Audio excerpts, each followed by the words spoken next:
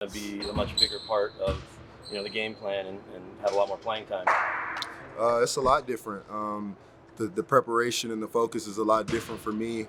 I'm just trying to focus on being as sharp as I can, even in this week off. Just watching as much film, learning as much about their guys, and just learning as much about what my role is going to be as possible. So I'm definitely as focused as I've ever been, and I'm super excited. How excited are you to just bring that to the playoff energy? I'm super excited. I think that those are game-winning plays, and I think that I can contribute in that way. So I'm definitely excited to get out there and use my energy and all my effort and go out there and try to make winning plays for our team. Peyton, you grew up in SoCal. What is it about the aura of the Lakers that is just different than other teams? I just definitely say, probably the fanfare around it, the hype around it. Obviously, having one of the greatest players ever to play the game.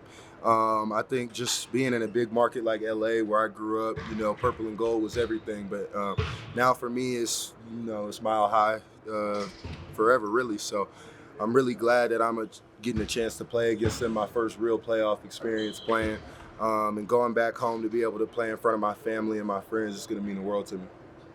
Hey, what's the worst advice somebody's given you over the course of these last few days? The worst advice? Worst advice. I don't know, man. If it's bad advice, I usually just let it go in one ear, out the other. But, I'd say just, the worst advice I'll say is just get ready for the Celtics in the finals. We ain't even played one game of the playoffs yet. Who do we know who's going to be in the finals, So for me, it's just about taking it one game at a time and, just trying my best to stay present in the moment and, Is the energy different in practice today from every day prior to today?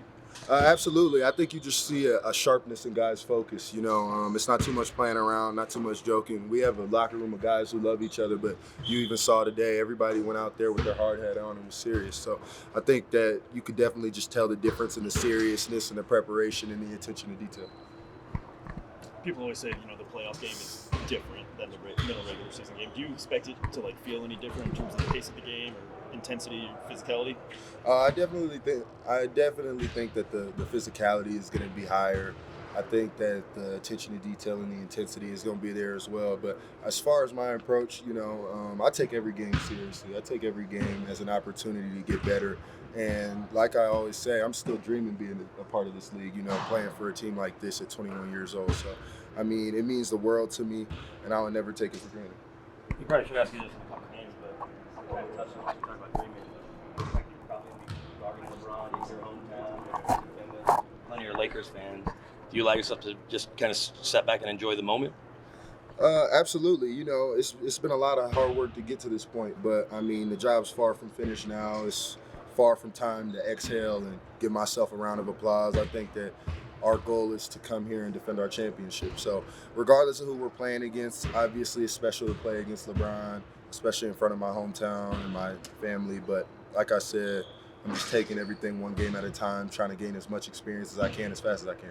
You feel like you've grown up quicker than most young guys in the league because of the situation you're in? Absolutely. Playing for a team like this requires a lot of maturity at a young age. And that's just been a point of emphasis for me since day one. I don't think that anybody questioned my ability or my capabilities to go out there and perform and help our team win. I think everybody's biggest question was, is he going to be able to handle it mentally?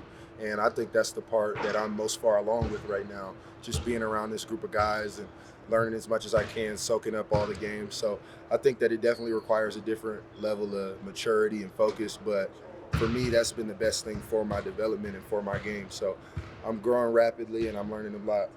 You talked about all the extra stuff coming around this game, but how do you make sure you don't play in awe of LeBron or give him too much respect? You still got to play your game. That's never been an issue for me. When I get on the court, I'm not in awe of anybody. I'm just trying to go out there and get the job done. Obviously, he's one of the greatest, but when I go out there, it's like I'm playing against anybody else. Obviously, you got to have your antennas up and you got to be alert for things, but I'm just going to go out there and, treat it seriously, take it seriously, treat it as an important game as it is, and just do my best. How aware are you of the noise, the national noise, that is the constant din around the Lakers, regardless of who they're playing, when they're playing. Is that something that you're kind of glad to be jumping right into, or would you have rather kind of eased your way into the playoffs? I mean, I don't think there's really any way to ease yourself in the playoffs, especially this year with all the good teams. Everybody's a threat to win it. So I think that I've never let my guard down, me personally.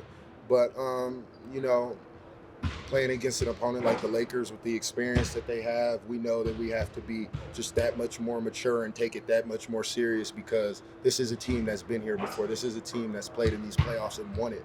So, you know, we're going in there to defend our championship, and they're coming in there to get another one. Peyton, how was last night just getting together with teammates to watch that Lakers-Pelicans game? It was a blast, you know. It's always a good time when we can all get together, and it's always an honor, you know, when the two-time MVP, soon to be 3, invites you over to his house, you know, to indulge in a basketball game. So definitely went over there, drank a little rakia, you know, got acquainted, a little ritual right before the playoffs, you know, and kind of just let loose and, you know, have a good night with my guys and bond a little bit before we get here into these serious playoffs. Peyton, what changes for you? Because you've obviously played a bunch of games in LA, but with friends and family that want tickets, that want to come see you, do you just shut everything down or filter it through someone else so you don't have to be bothered with it? Yeah, I try not to handle it much, you know.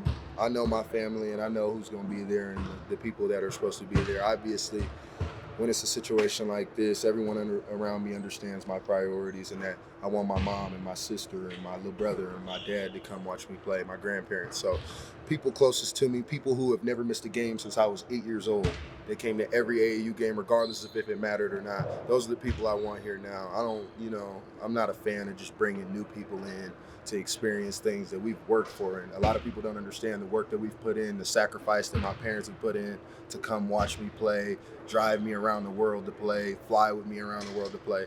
So when it's on this stage and we're playing for a Larry O'Brien, you know, a shot to win a title, I think those are the people that I want around me, and I want that energy around me.